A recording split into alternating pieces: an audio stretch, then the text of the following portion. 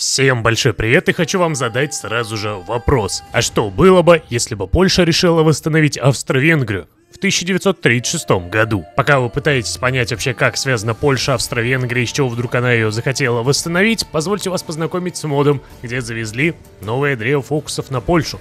Со старта небольшое древо с предысторией, где монархисты борются против санации, и все это приведет к гражданке, а уже потом нам открывают древо фокусов, где мы можем избрать нового польского короля, в том числе того, кто позволит нам возродить Австро-Венгрию. Звучит интересно? Думаю, да. Поэтому давайте все это дело заценим. Ссылку на мод и, кстати, на перевод, который вышел не так давно, вы найдете в описании. Если захотите, то сможете без проблем поставить, а мы идем по первым фокусам. Небольшие бонусы, раскачка, и все это идет к гражданке, где часть наших территорий отнимут соседи, а мы пройдемся через достаточно легкое противостояние и откроем новое древо фокусов. Думаю, будет весело, поэтому саживайтесь поудобнее. Желаю вам приятного просмотра. И, кстати, если вы вдруг пропустили, то в Steam сейчас идет распродажа игр от пароходов, Хойки, Крестоносцев Европы и других. И да, я знаю, что в Steam игру сейчас приобрести достаточно сложно, но у меня для вас есть решение. Это Купи-код. Здесь вы можете пополнить свой баланс Steam, купить игры гифтом на свой аккаунт и многое другое. Чем же приятен этот сервис? А тем, что здесь самая низкая комиссия на рынке, и вдобавок к этому Купи-код полностью повторяет все скидки Steam. А приятным бонусом будет мой промокод, который указан на экране, а также в описании. Он снижает на 2% комиссию на пополнение и дает скидку в 10% на покупку игр гифтом. И давайте для примера пройдем процесс пополнения Steam. Здесь все достаточно просто. Вводим свой логин от Steam, обязательно применяем мой промокод, вписываем необходимую сумму для пополнения и оплачиваем. Как видите, никаких данных кроме логина здесь не нужно, поэтому за безопасность аккаунта можете не переживать. А если вы еще и зарегистрируетесь у них, то сможете получать кэшбэк на каждое пополнение и покупку, что станет приятным бонусом. Ну а если вы в свое время успели завести казахский аккаунт Steam, то вы также можете на Купи-коде их пополнить. А переходя уже к покупке игр гифтом, здесь для вас будет интересен раздел «Недоступные в РФ». Здесь есть те игры, которые вы не найдете в магазине Steam, но с помощью Купи-кода сможете их получить на свой RU-аккаунт, без всяких заморочек. И, конечно же, достаточно и просто легко приобрести их на свой аккаунт, не забывая о моем промокоде, дабы получить скидку в 10%. Очень удобная система, которую достаточно давно вам уже рекомендую, поэтому переходите по ссылкам в описании, используйте мой промокод и радуйте себя новыми играми. 22 мая 1936 года начинается гражданка, марш на Варшаву, и можете сразу же заценить, какая у нас тут прикольная ситуация. Часть территории отходит Советскому Союзу и Литве. Мы с вами восстаем в лице польской военной хунты нейтралами против фашистов Эдварда Рыдзе-Смиглы, и также сражаемся с Республикой Украина. Чисто так на севере надо пробиться на юго-восток и победить всех наших противников. Армия, если что, не такая уж и большая, 24 дивизии против примерно 30, но благо они будут сражаться друг с другом, так что нам будет немного легче. Хоть и с трудом, но победу мы тут сможем одержать. А сейчас давайте возвращение королевства. Станем королевством польским и откроем новые фокусы. Королевство мы с вами вернули, ну и зацените. Теперь у нас доступно новое древо выбора короля Польской Республики. Вот оно все, наше древо. 6 основных направлений. Возвратить Романовых, Бонапарта, Веттинов, Винздоров, Габсбургов, ну и польский трон. Наш же путь по Габсбургам на троне. Возродим могущество Габсбургов и создадим свою Австро-Венгрию. Правда, перед этим давайте закончим эту гражданку, где уже прорываемся к Кракову, и ситуация на самом-то деле приятная. В конце июня 1936-го окружили Варшаву, забрали Краков, Катовице, здесь пробрались, и тут тоже у нас под Белостоком неплохая ситуация. Просто массированный штурм Варшавы со всех сторон. Отлично, Варшава под нашим контролем. Забираем Польшу, и давайте теперь финальный бой. Вот такие вот у нас границы королевства польского. Наш временный лидер Сикорский. За время противостояния небольшая прокачка армейских фокусов, в том числе план В, ну или же W, кому как тут удобнее. И сейчас можем наконец-таки выйти в выборы короля Польской Республики. Поставить Габсбургов на трон и пойти на юг, в Чехословакию, Венгрию, Югославию, Румынию и Австрию. Все эти земли должны стать нашими. Вариант нового лидера нам предлагают самостоятельно. Лучший вариант были бы Габсбурги. Получаем нового короля Карла I. Карл Ольбрахт Габсбург был избран королем Польши. Вот он наш новый лидер, король Польши, маршал Сейма и авторкист. Сразу же берем семью и улучшаем отношения как с Австрией, так и с немцами. Кстати, после плана В есть еще и план оперативный Z. Ну а вы сами можете пошутить как хотите в комментах. У нас же тут синдром Ольбрахта. Наш король так ужасно беспокоится о нашей стране. Он очень предан своему делу. К августу 37-го взяли все необходимые фокусы и обязательно владение оружием, и кредиты, и экономику по австрийской экономической школе поразвивали. Ну и теперь можем, да, пойти под немцев, но зачем нам это надо? Нам же нужно возрождение могущества. Не все этому будут довольны, но таков наш путь. Мы должны восстановить славу нашей семьи. Как сказал один философ, семья — это самое важное. И смотрите-ка, вместе с Венгрией мы делаем давление на Чехословакию. Ставим ей ультиматум, и она соглашается. Сами получаем один регион, и Венгрия одну область. Бедная Чехословакия, раньше времени ее начали делить. А мы сами проводим церемонию польско-венгерской границы. Старые соседи восстановили польско-венгерскую границу. Мы два великих брата. Так, регент Миклаш Хорти отказывается от власти и передал власть Регенскому совету, который единогласно избрал Габсбурга на престол. И Австрия поддается давлению, власть Габсбургов возвращается. Отто фон Габсбург. Восстановление Австро-Венгрии. Референдум проведен. Ну и теперь давайте создаем Междуморье и вступаем в единый альянс с Австро-Венгрией. Немного не так я по себе представлял восстановление Австро-Венгрии, думал, мы с вами станем ей. Но, видимо, тут немножко иначе запланировали. Ладно, не проблема. В любом случае, Австро-Венгрия есть. Делаем раздел Чехословакии, и это исторический день. Судьи-то отходят немцам, притом восточные почему-то нет, только на эти они согласились, а все остальное становятся территориями Австро-Венгрии. Следом мы давим на Румынию, а потом на Югославию, чтобы окончательно все земли Австро-Венгрии вернуть под ее контроль. Румыния соглашается на наши условия уступить Северную Трансильванию в обмен на союз. То есть вот так вот. Румыния теперь вместе с нами, и она уступила немножко территории Австро-Венгрии. Ну, спасибо ей на этом. А следом судьба Югославии — свержение правительства. Сделаем Югославию вассальной, а часть земель отдадим Австро-Венгрии. Нападаем на Югославию, призываем Австро-Венгрию, ну и все. Просто спокойно врываемся. Был раздел Чехословакии, а теперь мы уничтожаем Югославию. Мне как-то Югославия напоминает Польшу из Второй мировой. Только мы тут немножечко поменялись местами. Если что, не спрашивайте почему, но все эти территории являются национальными для Австро-Венгрии, поэтому... Да. Поэтому я всю Югославию отдал Австро-Венгрии. Она тут самая сильная, а я такой сижу слабенький, как со стартовыми границами, так и есть. Даже вот видишь, главенство в Альянсе могут перенять. Надеюсь, этого не случится. А вот и Вадузский договор, еще одна победа. Австрия получила парочку территорий от Италии. Просто и спокойно. Теперь можем построить Средиземноморский флот, либо же сразу же начать фокус Венеция или война, сделав смену власти в Италии. Давайте, раз такое дело, то все-таки займемся и пойдем на итальянцев. Армия есть, сил достаточно, единственное, кого стоит бояться, это немцев, но я думаю, им пока немножечко не до объединения с Италией. Надеюсь, сохраним дружбу на время битвы. Цель готова, нападаем, свержение правительства против Италии, сразу же призываем сюда, естественно, Австро-Венгрию и вперед. Я не очень понимаю, почему у него на границах ничего нет. То ли итальянец самонадеянный, то ли еще что-то. Может быть, это из-за того, что граница типа с Австро-Венгрией, а не со мной как с игроком, но... Вы видите, какой сразу же прорыв просто начинается. Ленд-лиз давайте. И уже немалую часть капитулировали. Плюсом к этому берем смену власти в Италии.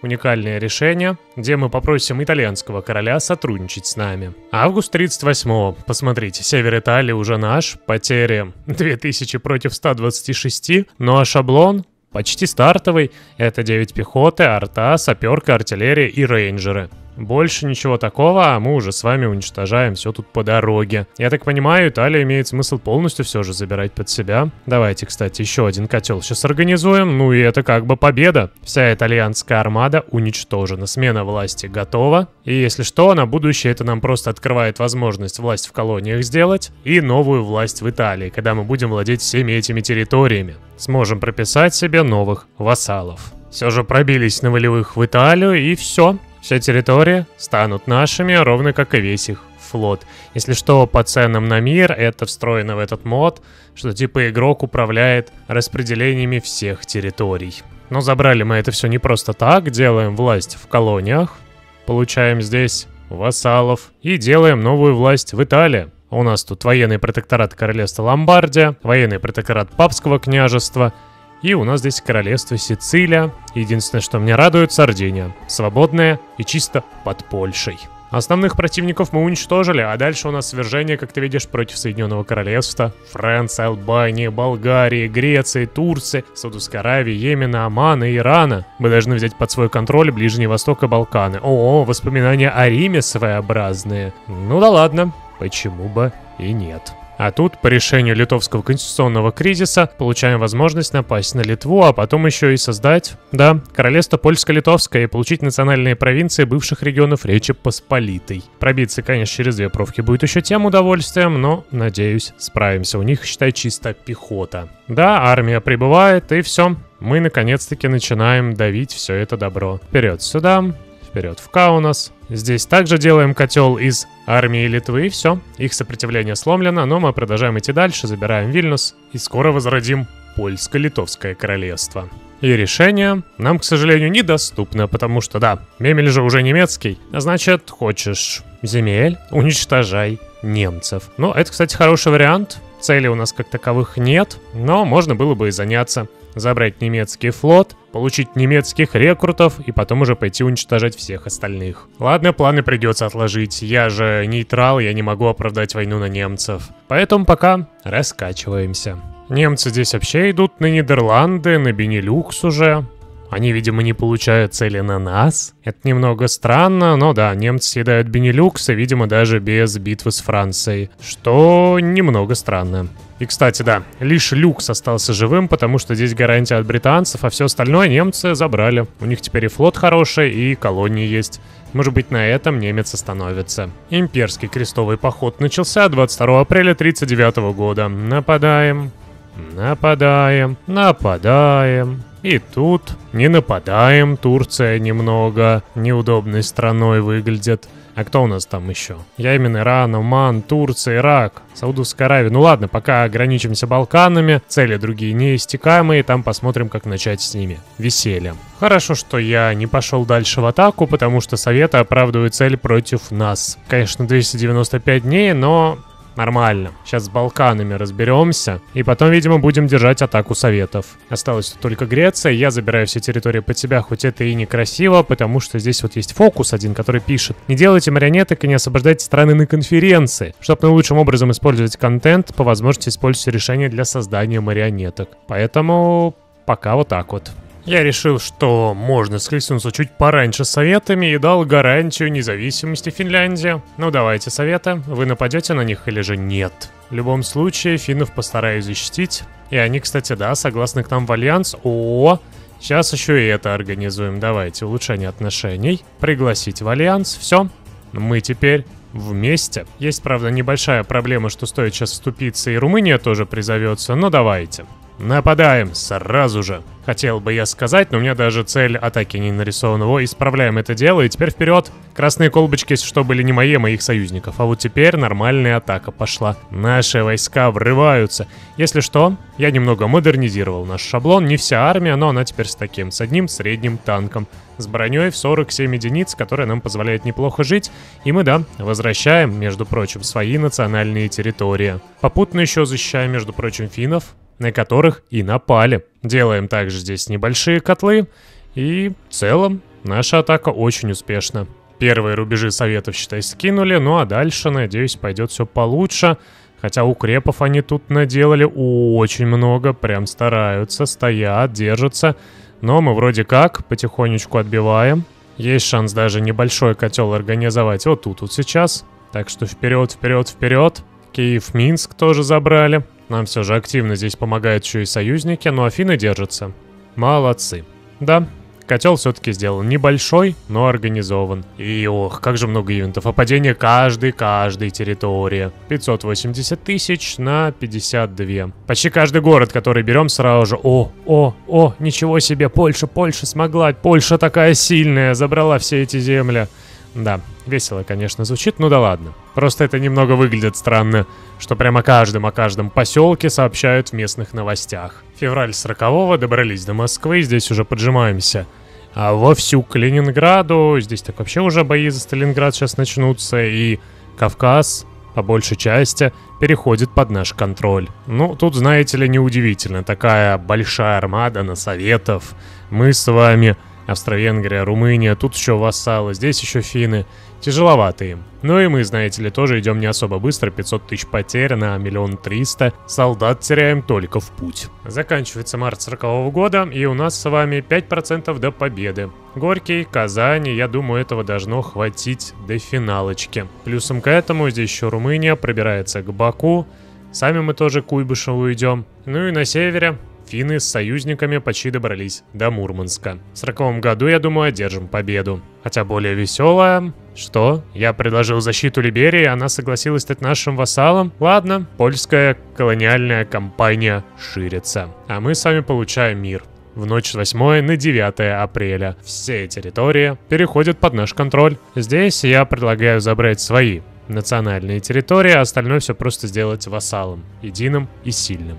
Вплоть до Риги забрал здесь немножко территории, так вернул свои национальные, ну и здесь сделал вассалом польскую Россию, Великое Монгольское государство. Ну а теперь можем спокойно, да, подготовиться к битве с немцами, забрать себе Мемель и уже посмотреть на те территории, которые нам нужны для реформирования унии. Давайте все-таки до конца добьем все решения и подветку с возрождением Австро-Венгрии, которая, конечно, грустно, что никак не переходит под наш контроль. Исследую я, значит, тут себе золотой век царства польского, по веточке как раз политики, которая нам доступна тут через Габсбургов, и бамс, обоснование цели против нас немцами. Не, ну раз они хотят, то ладно, я готов принять вас к себе в гости. Моя армия расставлена на границах, и в случае чего я вам дам бой. Да, немцы обосновали цель на Советов, но в нашем случае уже на российский протекторат, и напали. Зачем? Вопрос хороший, учитывая то, что Мемель мы уже забрали, и сейчас просто спокойно бьем немцев. А для унии нам надо по миру, если что, забрать Мемель, поэтому пока не вариант. Просто уничтожаем немцев чисто на автоплане. Ну, вы видите, да, это? Просто армия, целая армия немцев. Сидит здесь без дела и ничего не может. Кстати, давай не будем ее атаковать. Кёнигсберг уже наш. А, не, все-таки проатаковали. Ладно, пусть отступают, так уж и быть. Добавим эту армию еще на основной фронт, и это жесть.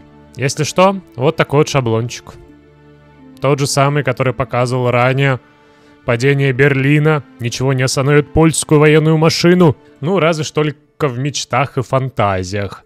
Что Польша вот творила такое, чисто на автоплане с немцами-то в 40-м году. Хотя, учитывая то, сколько у нас уже под Польшей, ну, возможно, такое имеет смысл. О, они все-таки сделали этот котел, ура. Долго отступали, но наконец-таки смогли в Судетах закрыть немцев. А тут просто уже до Гамбурга добрались. Никого не призываю из союзников, чисто сами все допилим. Притом вклад, посмотрите, основной на нашей стороне. Союзники вообще ничего не сделали. Всю победу принесла Польша. Притом реально всю, 80% на нашей стороне. Да, где это видано. Вот такие вот у нас границы королевства польского. Гданьск пропущен, наш новый король. И давайте реформируем унию. Королевство польско-литовское сделано. Ну и по поводу наших претензий, нам теперь немалую часть территории от советов надо забрать под свой контроль. Все это, естественно, станет национальным, и мы также сможем развивать многие территории. В том числе реформ и создание нам будет открыто вот здесь вот, через королевские протектораты. Давайте их тоже заценим. По поводу немцев, здесь можно создать Пруссию, Рейнский союз и королевство Бавария. Притом здесь даже свои прописанные лидеры. Они, конечно, без уникальных древфокусов, но да здравствует разделенная Германия. Давайте теперь заценим военные протектораты на территории Советского Союза, интегрируем Россию. Я ее не зря до этого застраивал. Ну и погнали. Донское казачество и Крым, Великое княжество Московское, которая просто ломает на время Хойку, Закавказский союз, Среднеазиатский военный протекторат, ну и протекторат Центральной Сибири и Дальнего Востока. А вот такие вот у нас тут вассальные страны формируются. Единственное, что грустно выглядит, это Тува, которая никому не отходит. Ну и да, кстати, финны тоже получают здесь свои территории, не зря все-таки в свое время сражались за нас. Но мы получаем те территории, на которые у нас есть национализация, и, между прочим, да, даже Прибалтика вся становится тоже нашей национальной.